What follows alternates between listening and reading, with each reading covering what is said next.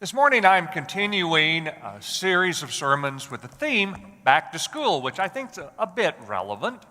And of course I'm not talking strictly about a school with classrooms, also talking about a school with the office rooms, the board rooms, the cubicles, the living room, any place where we are bombarded with both stresses and opportunities.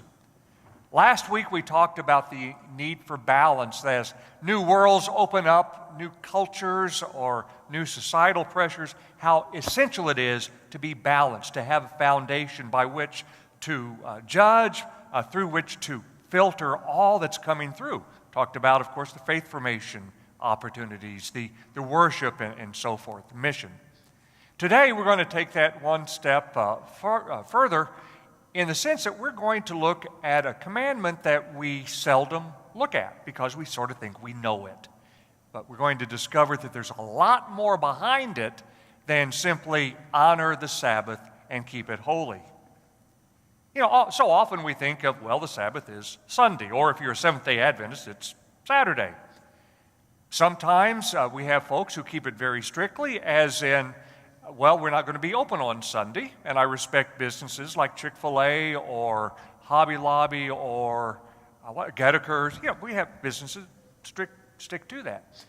But more often than not, we have the assumption that there should be a time during the week where we just don't do anything.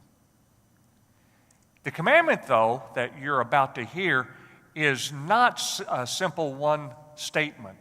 It carries with it a lot of baggage, and there are two places in the Bible, in the book of Exodus, where this fourth commandment is mentioned. You're going to hear them read back to back, and as Charles reads them to you, sort of get them in your mind's eye. Why in the world, or ask yourself, why in the world are they adding all of this stuff to what should be a simple commandment? Hear now the word of the Lord. Exodus chapter 20, verses 8 through 11, then chapter 34, verses 21 and 22. Remember the Sabbath day and keep it holy. 6 days you shall labor and do all your work, but the seventh day is a Sabbath to the Lord your God. You shall not do any work, you, your son or your daughter, your male or female slave, your livestock, or the alien resident in your towns. For 6 days the Lord made heaven and earth, the sea and all that is in them, but rested the seventh day. Therefore the Lord blessed the seventh day and consecrated it. 6 days you shall work, but on the seventh day you shall rest. Even in plowing time and in harvest time you shall rest. You shall observe the festival of weeks, the first fruits of wheat harvest, and the festival of ingathering at the turn of the year. The word of God for the people of God. Thanks be to God. So ask yourself this question. Why do the other commandments have simple, or most of the other commandments have simple statements? Don't kill, don't steal, don't lie, don't covet. But this one has a paragraph associated with it. 2 different paragraphs. Well, let's take a look. Look at the first portion of this. Don't do any work, nor your son, your daughter, your male, female slave, like anybody, anything, will not do any work on this seventh day. You see, God prevents an end run. I won't do any work, but that won't keep me from asking my son, my daughter, my slave, etc., to do work for me, because the plants or the crops have to be planted and they have to be harvested. And God says, what about do not do any work do you not understand? You cannot subvert what I say. Nobody does any work on the seventh day. You or anybody in your household that you know. Okay, that's in Exodus, the 20th chapter. Some time goes by, 14 chapters go by, and then this commandment is repeated, but this is added to it. On the seventh day you will rest. Even in plowing time and harvest you shall rest. Why'd they throw that in? Because back then there was only a small window of opportunity, weather-wise, if you were going to plant your crops or if you were going to harvest your crops. And if someone had AccuWeather and they knew that on the Sabbath day it was going to be 70 and sunny, and then on Monday it was going to be hail and pestilence and famine and frogs falling from the sky, they knew that, then they could say, well, we don't exactly need to keep it strictly. We'll do the work on the Sabbath day because it's more timely, it's more pragmatic, and then we'll rest during the frogs. No, you're not going to do these mental gymnastics. You are going to allot 1 out of 7 days to do nothing, God says. That means no checking of business emails. That means no homework.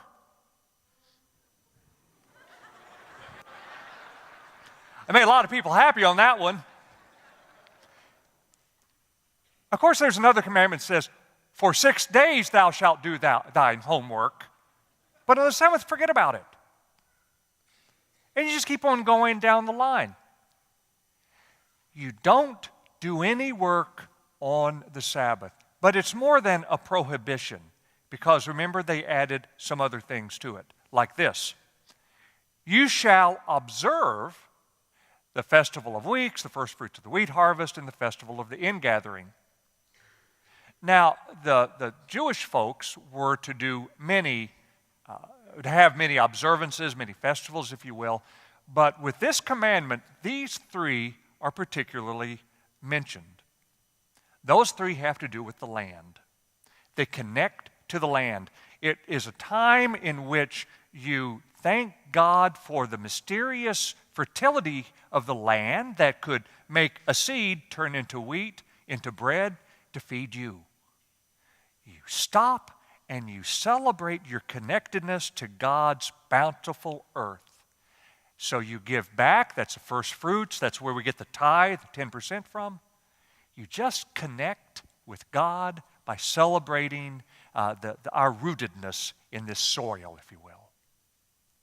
But it's not just celebrating God's bounty from the earth and God's goodness.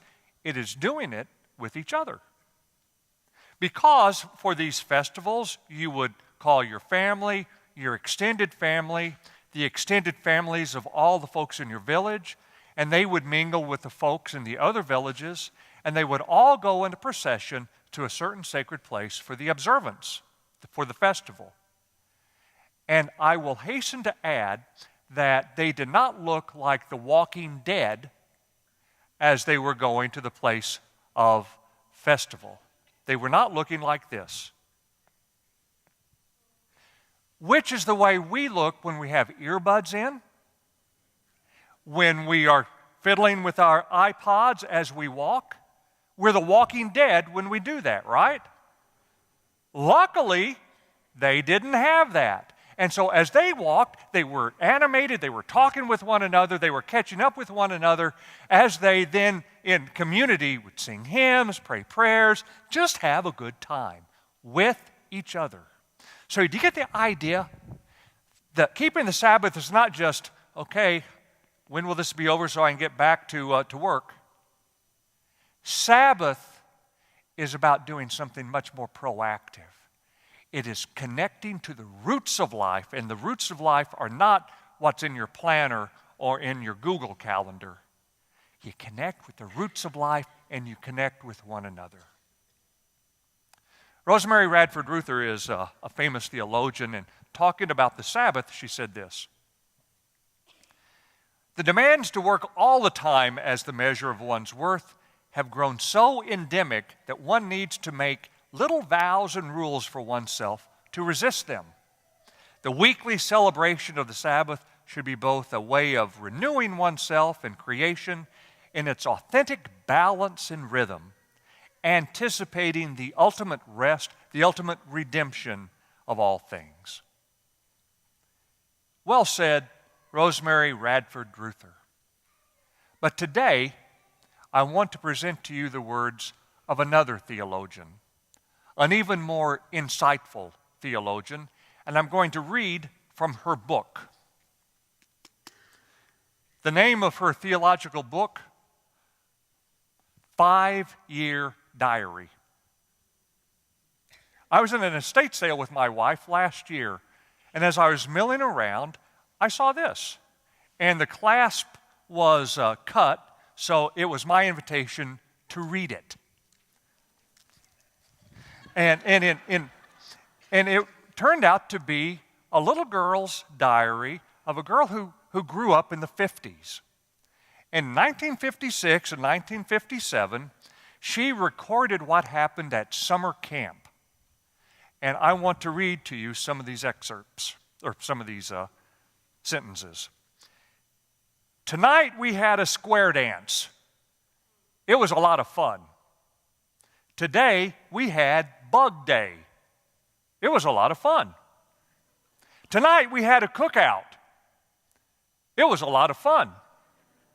Today I had a lot of fun. Tonight we had a talent show. It was real funny. Today was trip day. Tonight we had movies.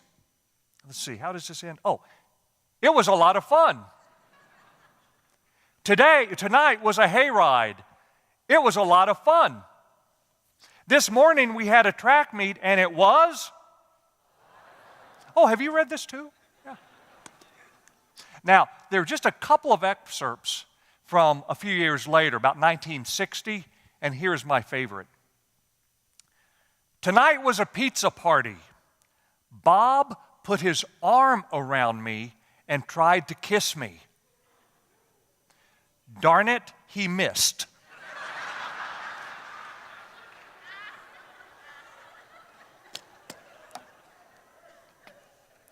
And I'm sure she could have added, but it was a lot of fun. I loved this. And Sally, theologian Sally, gives us a good way to really dig into what's behind God's intent in this commandment. I think Sally would say quite simply, you want to honor the Sabbath? You want to honor God? Certainly. So let's make another commandment that's corollary to this.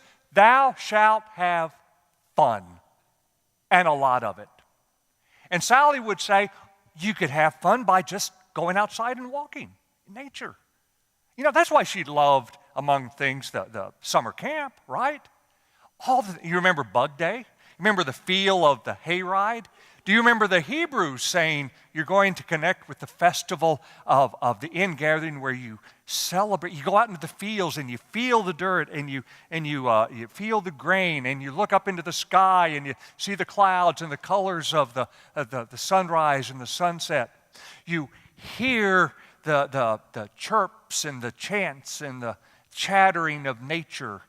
You see the flight of birds, their effortlessness. You feel the texture of bark on a tree or the delicacy and the intricacies of a single leaf. You simply enjoy the playground. Isn't it a shame that we will go out of this place, get into our cars, drive on asphalt and concrete, and probably go into our apartments, our dorms, our homes, wherever, and not even think twice about the mystery and the majesty of the playground that surrounds us?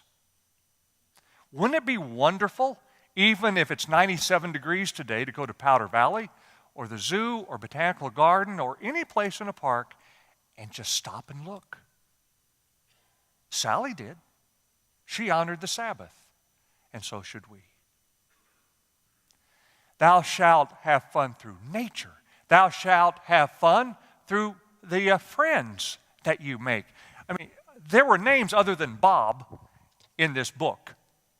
And you can just imagine, like with the Hebrews and their festivals, you could just imagine Sally playing with these friends and going to bed exhausted, remembering the fun they had and the looks on her friends' faces.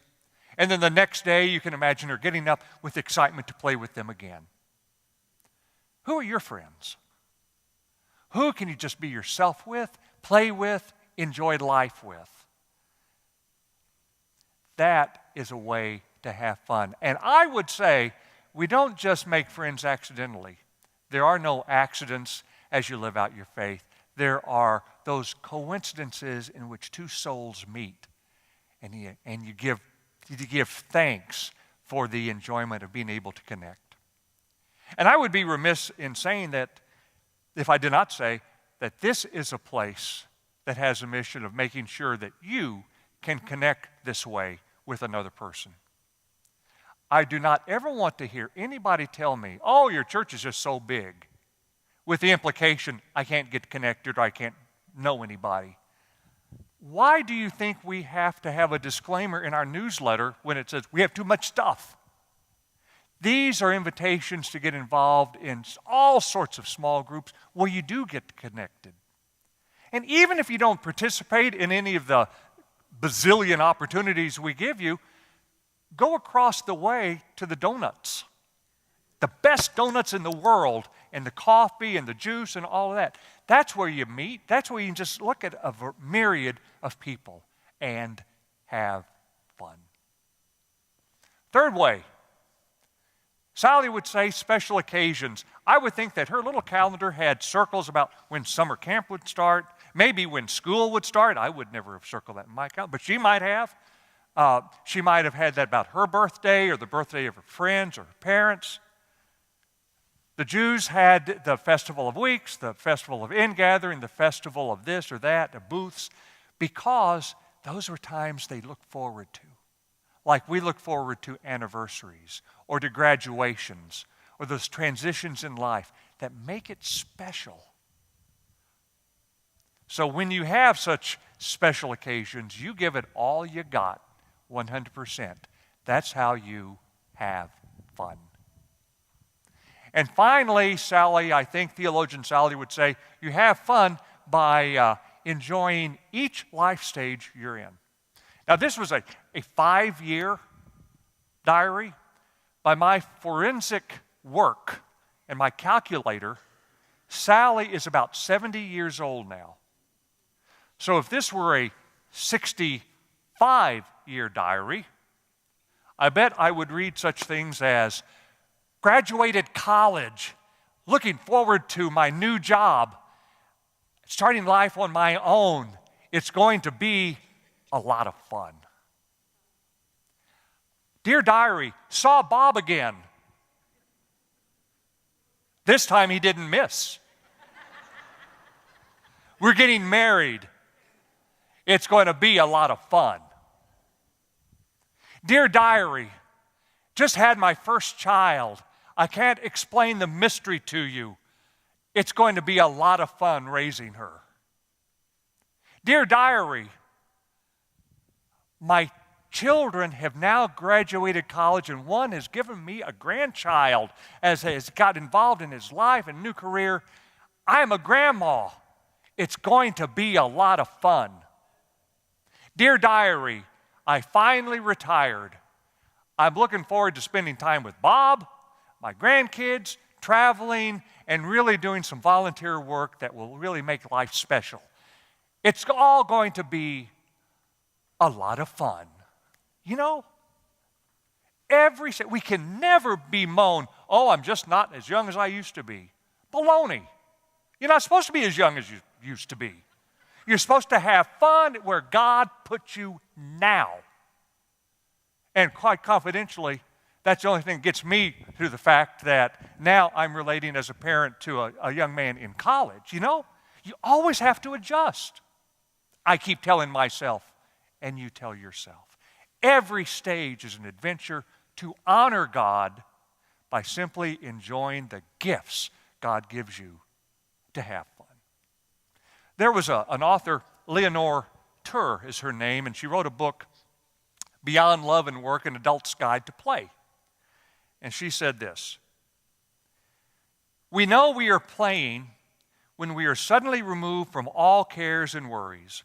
We know because afterward we feel cleansed and refreshed, despite our tired bodies, our aching muscles, our sleepiness. The interlude has been a healthy one. It takes place entirely outside or at the very edge of our drive for personal success or survival. Play is disinterested, removed. Now that's a quote from a book, An Adult's Guide to Play. You tell me why we have to have a book to learn how to play. We knew it as a child. Why did we ever outgrow it? Why did we ever think that studying to pass the test, to get the grade, to have the scholarship, to go to college is what life's all about? Where did we ever think that we must always check our business email 24/7 so that we don't miss out on anything? Why do we always have to worry that our performance review will not be good enough for us to get a raise that we need for our family? All of these things are important, but why, literally in God's name, have we forgotten that our Heavenly Father knows you need all of this to begin with? So you put aside that one day to keep everything in balance. God puts nutrients in the soil so it can produce bounty. God puts nutrients in your heart through this commandment so your heart can grow and deepen and expand and enjoy this life that God, your parent, so graciously gives you. Honor it. Let me leave you with a thought that Bill McClellan, a journalist or a columnist for St. Louis Post-Dispatch, wrote last year. Now, Bill, I guess, is in his mid to late 60s. I don't know for sure. But he's old enough to start reminiscing about the good old days. And he talked about those good old days where he and his buddies would go out playing, be out all day. Parents wouldn't even have a worry in their minds about where is Bill. And he'd come home for supper, of course. And talked about how those were the days before all the safety precautions, where they still had jungle gym bars, you know, those monkey bars that had broken glass at the bottom. You don't even think about it. You just play. Or those teeter-totters that were wooden, you get splinters. Who cared? We're going to play. Or when you would hitchhike, and you wouldn't even think twice about thumbing a ride, and a stranger wouldn't think twice about picking you up, or vice versa. And he said these were the days before Vietnam, before scandals, Watergate, before terrorism. And he concludes, it moves to an end to his article, by saying, I agree with the people who concluded that we used to have more fun. Then he adds, I'm just not sure if it was the times or us. Well, it is not the times that will make these the good old days. It is the spirit that we put into these days that will make them good. So, my friends, do not dally. Be like Sally.